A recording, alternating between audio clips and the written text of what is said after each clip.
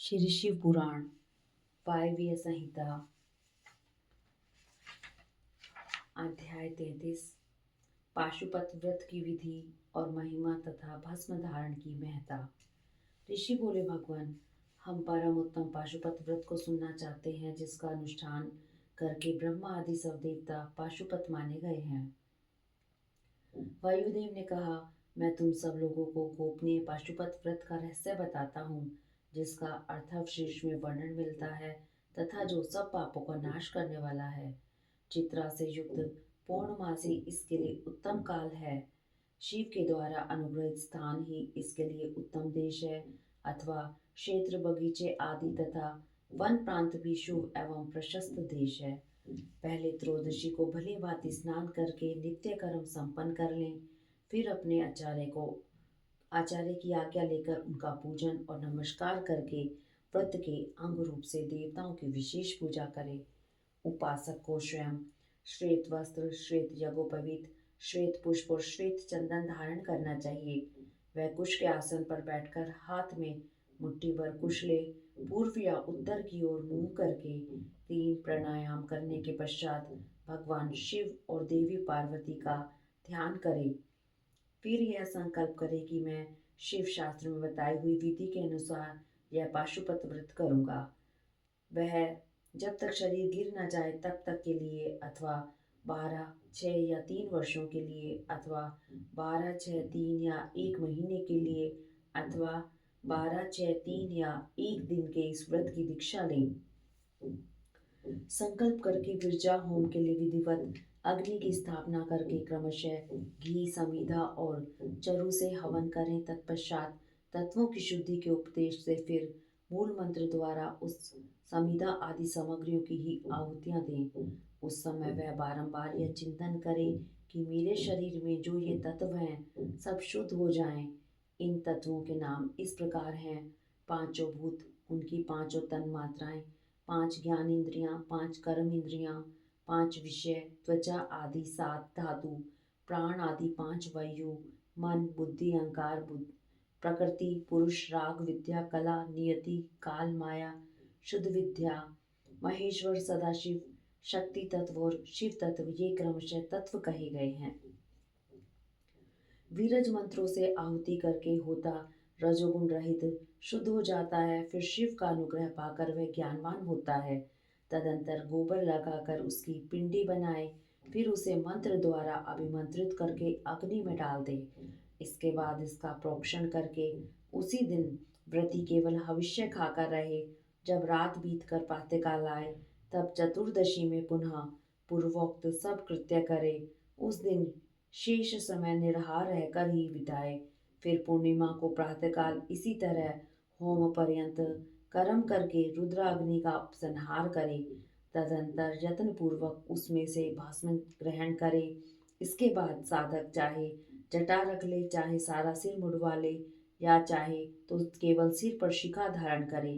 इसके बाद स्नान करके यदि वह लोक लज्जा से ऊपर उठ गया हो तो दिगंबर हो जाए, अथवा गेरुआ वस्त्र, मृग चरम या फटे पुराने चीथड़े को ही धारण कर ले। एक वस्त्र धारण करे या वलकल पहनकर रहे।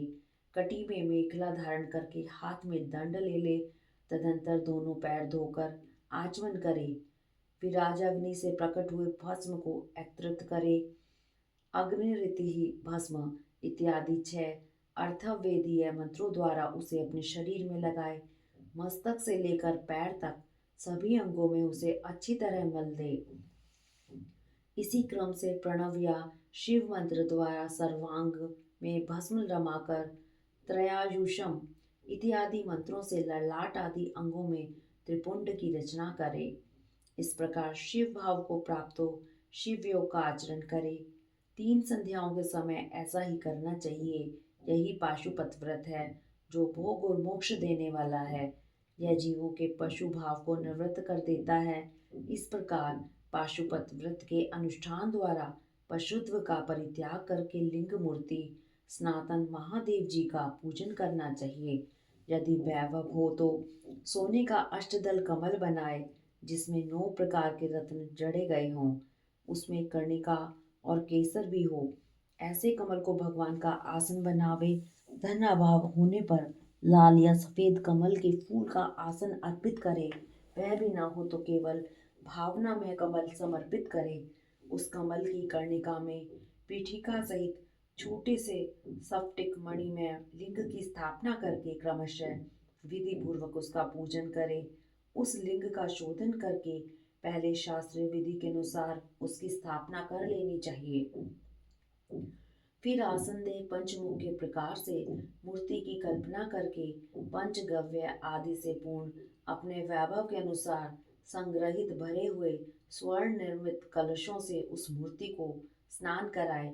फिर सुगंधित द्रव्य कपूर चंदन और कुमकुम आदि से वेदी सहित भूषण भूषित शिवलिंग का अनुलेपन करके बिल्व पत्र, लाल कमल, श्वेत कमल, नील कमल, अन्य अन्य सुगंधित पुष्प, पवित्र एवं उत्तम पत्र तथा दूर्वा और अक्षत आदि विचित्र उपचार चढ़ाकर यथा प्राप्त सामग्रियों द्वारा महापूजन की विधि से उसमें मूर्ति की अभय अर्चना करे। फिर धूप दीप और नैवेद्य निवेदन करे। इस तरह भगवान शिव को उत्तम वस्त्र निवेदन करके अपना कल्याण करे। उस व्रत में विशेषतः ये सभी वस्तुएं देनी चाहिए जो अपने को अधिक प्रिय हों, श्रेष्ठ हों और न्यायपूर्वक उपार्जित हुई हों। बिल्व पत्र, उत्पल और कमलों की संख्या 1,000 होनी चाहिए। अन्य पत्रों और फूलों में से प्रत्येक की संख्या 108 होनी चाहिए। इन सामग्रियों में भी बिल्व पत्र को विशेष यत्न पूर्वक जुटाएं। उसे भूलकर भी न छोड़ें। सोने का बना हुआ एक ही कमल 1 सहस्त्र कमलों से श्रेष्ठ बताया गया है। नील कमल आदि के विषय में भी यही बात है। ये सब बिल्व पत्रों के समान ही महत्व रखते हैं।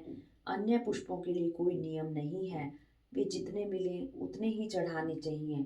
अष्टांग अर्घ्य उत्कृष्ट माना जाता है। धूप और आलेप के विषय में विशेष बात यह है कि वामदेव नामक मुख में चंदन, तत्पुरुष नामक मुख में हरिताल और ईशान नामक मुख में भस्म लगाना चाहिए। कोई कोई भस्म की जगह आलेपन का विधान करते हैं। दूसरे प्रकार के धूप का विधान होने से कुछ लोग प्रसिद्ध धूप का निषेध करते हैं। अघोर नामक मुख के लिए श्वेत अगुर का धूप देना चाहिए। तत्पुरुष नामक मुख के लिए कृष्ण अगुरु के धूप का विधान है। वामदेव के लिए गूगल, सधोजात मुख के लिए सौगंधिक तथा ईशान के लिए भी उशीर आदि धूप को विशेष रूप से देना चाहिए। शकरा, मधु, कपूर, कपिला गाय का घी, चंदन का चूरा तथा अगूर नामक काष्ठ आदि का चूर्ण, इन सबको मिलाकर जो धूप तैयार किया जाता है उसे सबके लिए सामान्य रूप से उपयोग के योग्य बताया गया है। कपूर की बत्ती और घी के दीपक जलाकर दीपमाला देनी चाहिए। तत्पश्चात प्रत्येक मुख के लिए पृथक पृथक अर्घ्य और आचमन देने का विधान है। प्रथम आवरण में गणेश और कार्तिक की पूजा करनी चाहिए। उनके साथ ही बाह्य अंगों की भी पूजा आवश्यक है। प्रथम आवरण की पूजा हो जाने पर द्वितीय आवरण में चक्रवर्ती विघ्नेश्वरों का पूजन करना चाहिए। तृतीय आवरण में भव आदि अष्टमूर्तियों की पूजा का विधान है। वहीं महादेव आदि एकादश मूर्तियों का भी पूजन आवश्यक है। चौथे आवरण में सभी गणेश्वर पूजनीय हैं। पंचावरण में कमल के बाह्य भाग में क्रमशः 10 दिक्पालों, उनके अस्त्रों और अनुचरों की क्रमशः पूजा करनी चाहिए। वहीं ब्रह्मा के मानस पुत्रों की, समस्त ज्योतिर्गणों की तथा सब देवी देवताओं की, सभी आकाशचारियों की, पातालवासियों की, अखिल मुनीश्वरों की, योगियों की, सब यज्ञों की, द्वादश सूर्यों की, मातृकाओं की, गणों सहित क्षेत्रपालों की और इस समस्त चराचर जगत की पूजा करनी चाहिए। इन सबको शंकर जी की विभूति मानकर शिव की प्रसन्नता के लिए ही इनका पूजन करना उचित है। इस प्रकार आवरण पूजा के पश्चात परमेश्वर शिव का पूजन करके उन्हें भक्ति पूर्वक घृत और व्यंजन सहित मनोहर हविष्य निवेदन करना चाहिए। मुख शुद्धि के लिए आवश्यक उपकरणों सहित तांबूल देकर नाना प्रकार के फूलों से पुनः इष्ट देव का श्रृंगार करें, आरती उतारें। तत्पश्चात पूजन का शेष कृत्य पूर्ण करें। प्याला तथा उपकारक सामग्रियों सहित शैया अर्पित करें। शैया पर चंद्रमा के समान चमकीला हार दें। राजोचित मनोहर वस्तुएं सब प्रकार से संचित कर दें। स्वयं पूजन करें, दूसरे से भी कराएं तथा प्रत्येक पूजन में आहुति दें। इसके बाद स्तुति, प्रार्थना और जप करके पंचाक्षरी विद्या को जपें। परिक्रमा और प्रणाम करके अपने आप को समर्पित करें। तदंतर इष्ट देव के सामने ही गुरु और ब्राह्मण की पूजा करें। इसके बाद अर्घ्य और 8 फूल देकर पूजित लिंग या मूर्ति से देवता का विसर्जन करें। फिर अग्निदेव का भी विसर्जन करके पूजा समाप्त करें। मनुष्य को चाहिए कि प्रतिदिन इसी प्रकार पूर्वोक्त रूप से सेवा करें। पूजन के अंत में स्वर्ण में कमल तथा अन्य सब उपकरणों सहित उन शिवलिंग को गुरु के हाथ में दे दें अथवा शिवालय में स्थापित कर दें। गुरुओं, ब्राह्मणों तथा विशेष व्रतधारियों की पूजा करके समर्थ्य हो तो भक्त ब्राह्मणों तथा दीनों और अनाथों को भी संतुष्ट करें। स्वयं उपवास में असमर्थ होने पर फल मूल खाकर या दूध पीकर रहें अथवा भिक्षा अन्न हो या एक समय भोजन करें। रात को प्रतिदिन परिमित भोजन करें और पवित्र भाव से भूमि पर ही सोएं। भस्म पर, तृण पर अथवा चीर या मृग चरम पर शयन करें। प्रतिदिन ब्रह्मचर्य का पालन करते हुए इस व्रत का अनुष्ठान करें।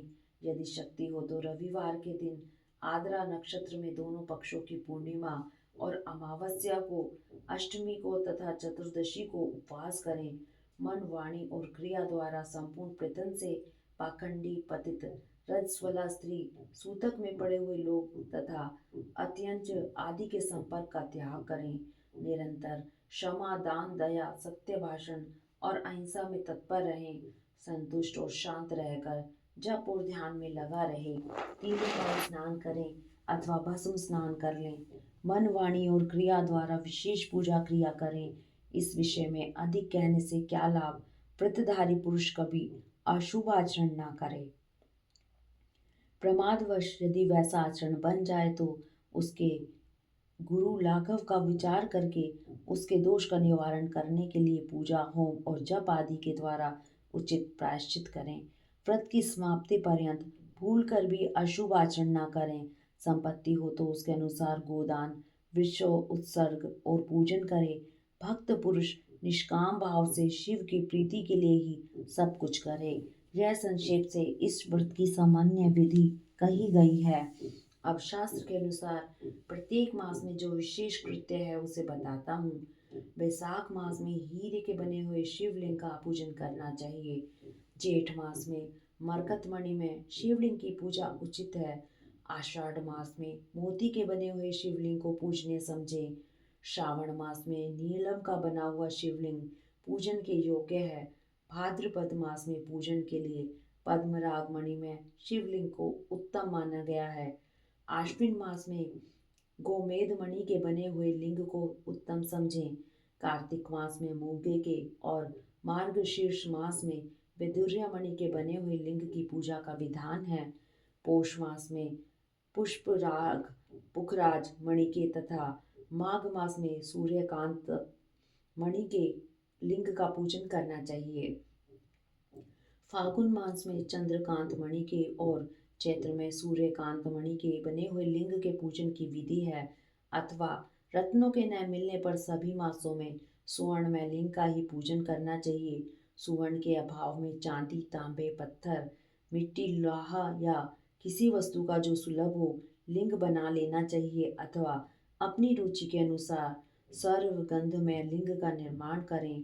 व्रत की समाप्ति के समय नित्य कर्म पूर्ण करके पूर्ववत विशेष पूजा और हवन करने के पश्चात आचार्य का तथा विशेषतः प्रति ब्राह्मण का पूजन करें। फिर आचार्य की आज्ञा ले पूर्व या उत्तर की ओर मुंह करके कुश आसन पर बैठें। हाथ में कुश लें। प्राणायाम करके सांब सदाशिव का ध्यान करते हुए यथाशक्ति मूल मंत्र का जप करें। फिर पूर्ववत आज्ञा ले हाथ जोड़ नमस्कार करके कहें, भगवान अब मैं आपकी आज्ञा से इस व्रत का उत्सर्ग करता हूँ। ऐसा कह शिवलिंग के मूल भाग में उत्तर दिशा की ओर कुशों का त्याग करें। तदंतर दंड, चीर, जटा और मेखला को भी त्याग दें। इसके बाद फिर विधि पूर्वक आचमन करके पंचाक्षर मंत्र का जप करें। जो आत्यंतिक दीक्षा ग्रहण करके अपने शरीर का अंत होने तक शांत भाव से इस व्रत का अनुष्ठान करता है, वह नैष्ठिक व्रती कहा गया है। उसे सब आश्रमों से ऊपर उठा हुआ महापाशुपत जानना चाहिए। वही तपस्वी पुरुषों में श्रेष्ठ है और वही महान व्रतधारी है। जो 12 दिनों तक प्रतिदिन विधि पूर्वक इस व्रत का अनुष्ठान करता है, वह भी नैष्ठिक के ही तुल्य है, क्योंकि उसने तीव्र व्रत का आश्रय लिया है। जो अपने शरीर में घी लगाकर व्रत के सभी नियमों के पालन में तत्पर हो, 2 3 दिन या एक दिन भी इस व्रत का अनुष्ठान करता है, वह भी कोई नैष्ठिक ही है। जो निष्काम होकर अपना परम कर्तव्य मानकर अपने आप को शिव के चरणों में समर्पित करके इस उत्तम व्रत का सदा अनुष्ठान करता है, उसके समान कहीं कोई नहीं है। विद्वान ब्राह्मण भस्म लगाकर महापातक जनित अत्यंत दारुण पापों से भी तत्काल छूट जाता है, इसमें संशय नहीं है। रुद्राग्नि का जो सबसे उत्तम वीर्य है, वही भस्म कहा गया है। अतः सभी समय में भस्म लगाए रहता है, वह अधिक वीर्यवान माना गया है। भस्म में निष्ठा रखने वाले पुरुष के सारे दोष उस भस्म अग्नि के संयोग से दग्ध होकर नष्ट हो जाते हैं। जिसका शरीर भस्म स्नान से विशुद्ध है, वह भस्मनिष्ठ कहा गया है।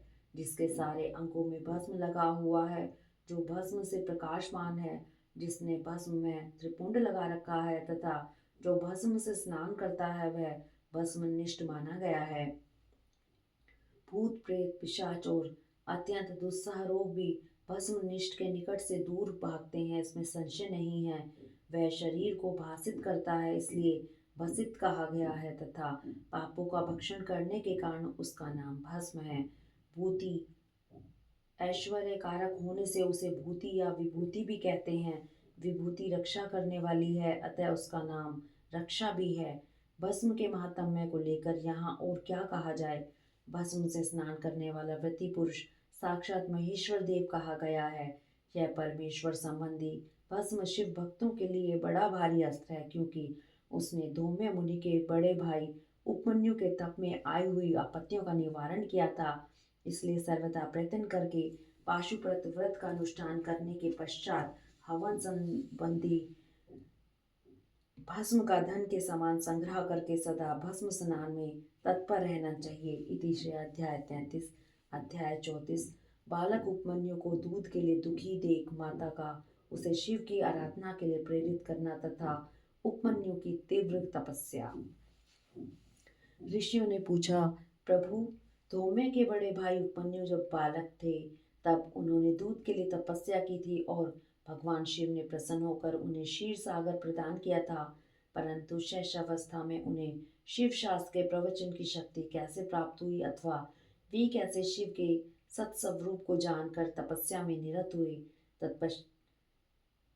तपह आचरण के पर्व में उन्हें भस्म के विज्ञान की प्राप्ति कैसे हुई, जिससे जो रुद्र अग्नि का उत्तम वीर्य है, उसे आत्मरक्षक भस्म को उन्होंने प्राप्त किया।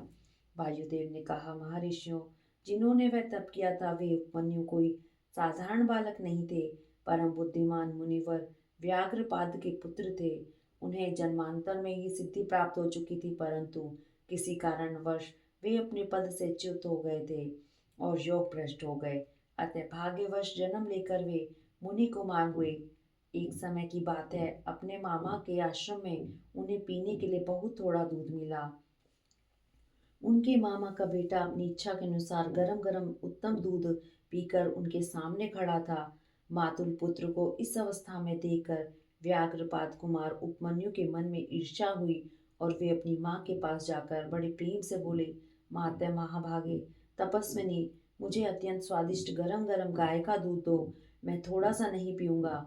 बेटे की यह बात सुनकर व्याघ्रपाद की पत्नी तपस्विनी माता के मन में उस समय बड़ा दुख हुआ। उसने पुत्र को बड़े आदर के साथ छाती से लगा लिया और प्रेम पूर्वक लाड़ प्यार करके अपनी निर्धनता का स्मरण होने से वह दुखी हो विलाप करने लगी। महातेजस्वी बालक उपमन्यु बारंबार दूध को याद करके रोते हुए माता से कहने लगे, माँ, दूध दो। बालक के उस हठ को जानकर उस तपस्विनी ब्राह्मण पत्नी ने उसके हठ के निवारण के लिए एक सुंदर उपाय किया। उसने स्वयं उच्च वृत्ति से कुछ बीजों का संग्रह किया था। उन बीजों को देखकर उसने तत्काल उठा लिया और पीसकर पानी में घोल दिया। फिर मीठी वाणी में बोली, आओ बेटे, आओ मेरे लाल। यूं कह बालक को शांत करके हृदय से लगा लिया और दुख से पीड़ित हो उसने कृत्रिम दूध उसके हाथ में दे दिया। माता के दिए हुए उस बनावटी दूध को पीकर बालक अत्यंत व्याकुल हो उठा और बोला, माँ, यह दूध नहीं है। तब वह बहुत दुखी हो गई और बेटे का मस्तक सूंघकर अपने दोनों हाथों से उसके कमल सदृश नेत्रों को पोंछती हुई बोली, बेटा, अपने पास सभी वस्तुओं का अभाव होने के कारण दरिद्रतावश मुझ अभागिनी ने पिसे हुए बीज को पानी में घोलकर यह तुम्हें मिथ्या दूध दिया था। तुम दूध नहीं दिया, ऐसा कहकर रोते हुए मुझे बारंबार दुखी करते हो, किंतु माता भगवान शिव की कृपा के बिना तुम्हारे लिए कहीं दूध नहीं है। भक्ति पूर्वक माता पार्वती और अनुचरों सहित भगवान शिव के चरणा अरविंदों में जो कुछ समर्पित किया गया हो वही संपूर्ण संपत्तियों का कारण होता है। महादेव जी ही धन देने वाले हैं। इस समय हम लोगों ने उनकी आराधना नहीं की है। वे भगवान ही सकाम पुरुषों को उनकी इच्छा के अनुसार फल देने वाले हैं। हम लोगों ने आज से पहले कभी भी धन की कामना से भगवान शिव की पूजा नहीं की है, इसलिए हम दरिद्र हो गए और यही कारण है कि तुम्हारे लिए दूध नहीं मिल रहा है। बेटा, पूर्व जन्म में भगवान शिव अथवा विष्णु के उद्देश्य से जो कुछ दिया जाता है वही वर्तमान जन्म में मिलता है, दूसरा कुछ नहीं। उपमन्यु बोले, माँ, यदि माता पार्वती सहित भगवान शिव विद्यमान है तब आज से शोक करना व्यर्थ है। महाभागे, अब शोक छोड़ो, सब मंगलमय ही होगा। माँ, आज मेरी बात सुन लो। यदि कहीं महादेव जी हैं तो मैं देर से या जल्दी ही उनसे क्षीर सागर मांग लाऊंगा। वायु देवता कहते हैं, उस महाबुद्धिमान बालक की यह बात सुनकर उसकी मनस्विनी माता उस समय बहुत प्रसन्न हुई और यूं बोली, बेटा, तुमने बहुत अच्छा विचार किया। तुम्हारा यह विचार मेरी प्रसन्नता को बढ़ाने वाला है। अब तुम देर ना लगाओ, शाम सदाशिव का भजन करो। अन्य देवताओं को छोड़कर मन, वाणी और क्रिया द्वारा भक्ति भाव के साथ पार्षद गणों सहित उन्हीं शाम सदाशिव का भजन करो। नमः शिवाय। यह मंत्र उन देवाधिदेव वरदायक शिव का साक्षात वाचक माना जा रहा है गया है।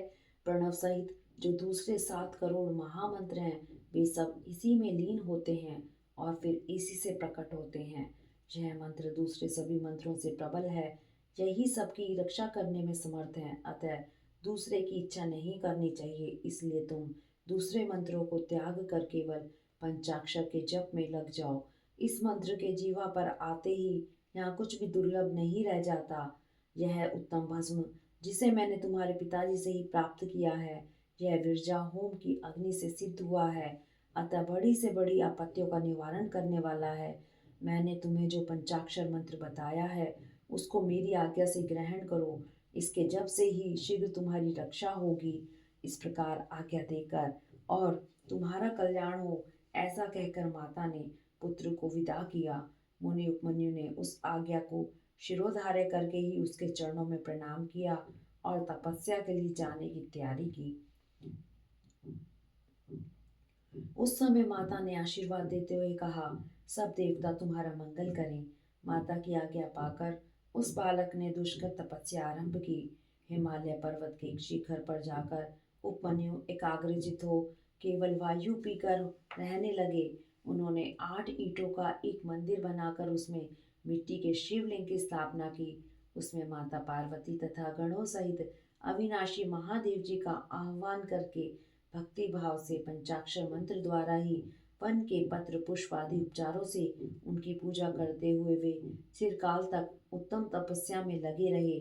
उस एकाकी कृष्णकाय बालक द्विजवर उपमन्यु को शिव में मन लगाकर तपस्या करते देख मरीचि के शाप से पिशाच भाव को प्राप्त हुए कुछ मुनियों ने अपने राक्षस स्वभाव से सताना और उनके तप में विघ्न डालना आरंभ किया।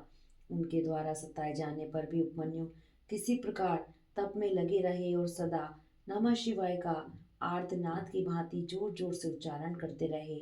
उस शब्द को सुनते ही उनकी तपस्या में विघ्न डालने वाले वे मुनि उस बालक को सताना छोड़कर उसकी सेवा करने लगे।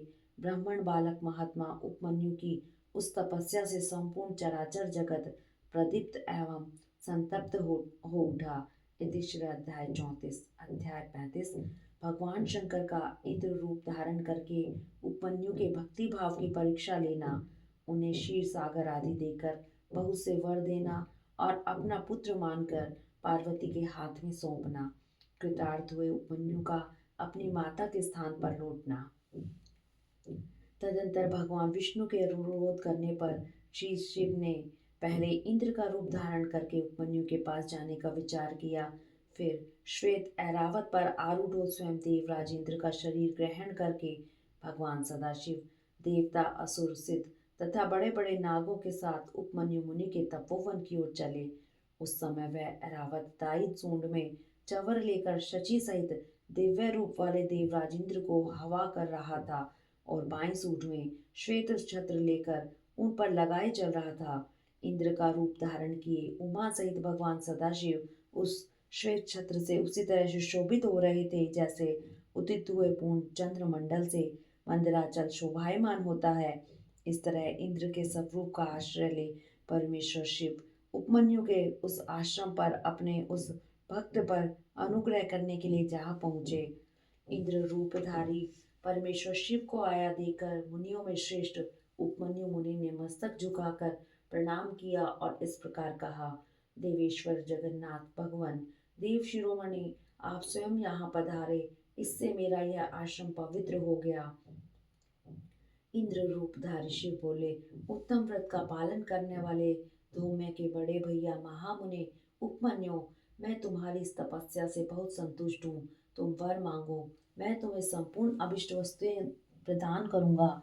वायु देवता कहते हैं, उन इंद्रदेव के ऐसा कहने पर उस समय मुनि प्रवर उपमन्यु ने हाथ जोड़कर कहा, भगवान, मैं भगवान शिव की भक्ति मांगता हूँ। यह सुनकर इंद्र ने कहा, क्या तुम मुझे नहीं जानते? मैं समस्त देवताओं का पालक और तीनों लोगों का अधिपति इंद्र हूँ। सब देवता मुझे नमस्कार करते हैं। ब्रह्म ऋषि, मेरी भक्त हो जाओ, सदा मेरी ही पूजा करो, तुम्हारा कल्याण हो।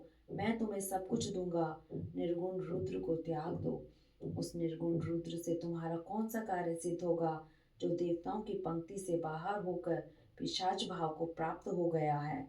वायु देवता कहते हैं, यह सुनकर पंचाक्षर मंत्र का जप करते हुए वे मुनि उपमन्यु इंद्र को अपने धर्म में विघ्न डालने के लिए आया हुआ जानकर बोले, यद्यपि तुम भगवान शिव की निंदा में तत्पर हो, तथापि इसी प्रसंग में परमात्मा महादेव जी की निर्गुणता बताकर तुमने स्वयं ही उनका संपूर्ण महत्व स्पष्ट रूप से कह दिया।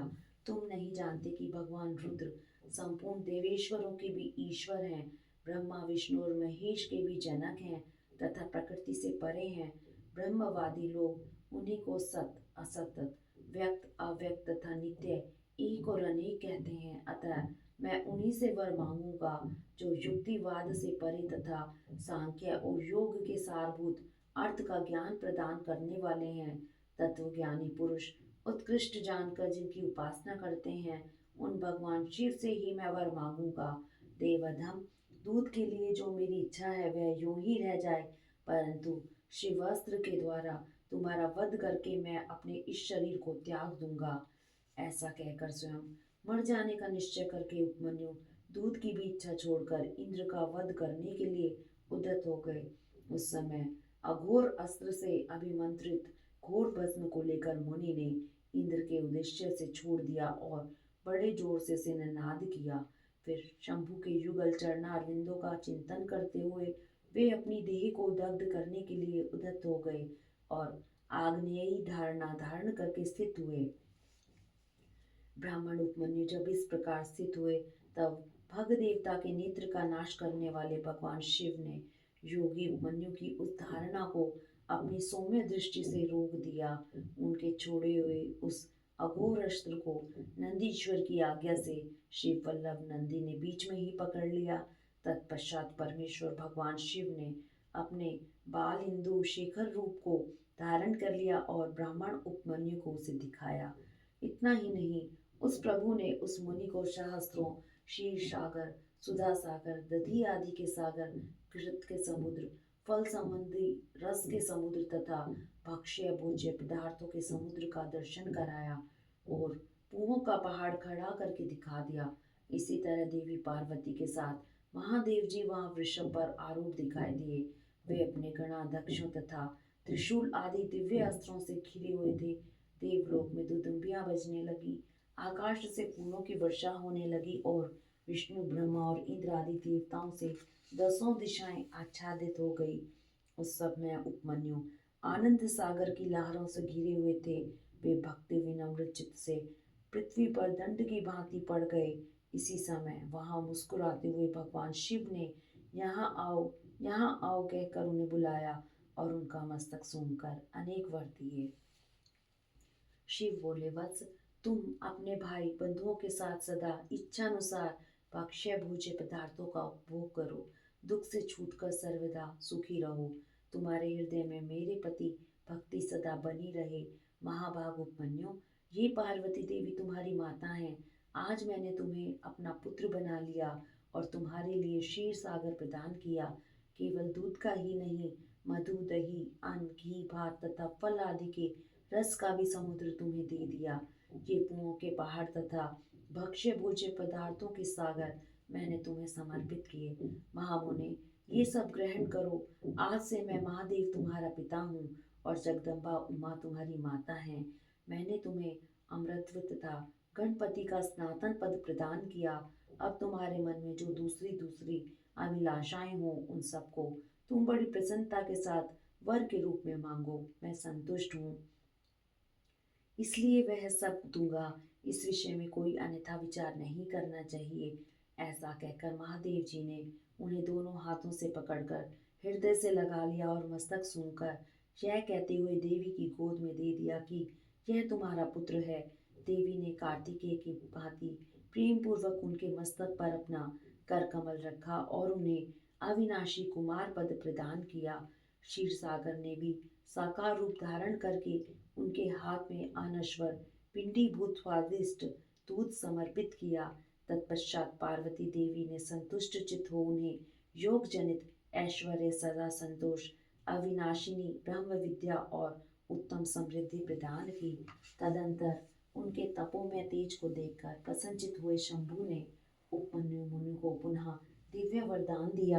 पाशुपत व्रत, पाशुपत ज्ञान, तात्विक व्रत योग तथा चिरकाल तक उसके प्रवचन की परम पटुता उन्हें प्रदान की। भगवान शिव और शिवा से दिव्य वर तथा नित्य कुमारत्व पाकर वे प्रमुदित हो उठे। इसके बाद प्रसन्नचित हो प्रणाम करके हाथ जोड़ ब्राह्मण उपमन्यु ने देव देव महेश्वर से यह वर मांगा। उपमन्यु बोले, देव देवेश्वर प्रसन्न हुई, परमेश्वर प्रसन्न हुई और मुझे अपनी परम दिव्य एवं अव्यभिचारिणी भक्ति दीजिए। महादेव, मेरे जो अपने सगे संबंधी हैं उनमें मेरी सदा श्रद्धा बनी रहने का वर दीजिए। साथ ही अपना दासत्व, उत्कृष्ट स्नेह और नित्य सामीप्य प्रदान कीजिए। ऐसा कहकर प्रसन्नचित हुए द्विज श्रेष्ठ उपमन्यु ने हर्ष गदगद वाणी द्वारा महादेव जी का स्तवन किया। उपमन्यु बोले, देव देव महादेव, शरणागत वत्सल, करुणा सिंधु, सांब सदाशिव, आप सदा मुझ पर प्रसन्न हुए। उनके ऐसा कहने पर सबको वर देने वाले प्रसन्न आत्मा महादेव ने मुनिवर उपमन्यु को इस प्रकार उत्तर दिया। वत्स उपमन्यु, मैं तुम पर संतुष्ट हूँ, इसलिए मैंने तुम्हें सब कुछ दे दिया। ब्रह्म ऋषि, तुम मेरे सुदृढ़ भक्त हो, क्योंकि इस विषय में मैंने तुम्हारी परीक्षा ले ली है। तुम अजर, अमर, दुख रहित, यशस्वी, तेजस्वी और दिव्य ज्ञान से संपन्न हो। द्विज श्रेष्ठ, तुम्हारे बंधु बांधव, कुल तथा गोत्र सदा अक्षय रहेंगे। मेरे प्रति तुम्हारी भक्ति सदा बनी रहेगी। विप्रवर, मैं तुम्हारे आश्रम में नित्य निवास करूंगा। तुम मेरे पास सा आनंद विचरोगे।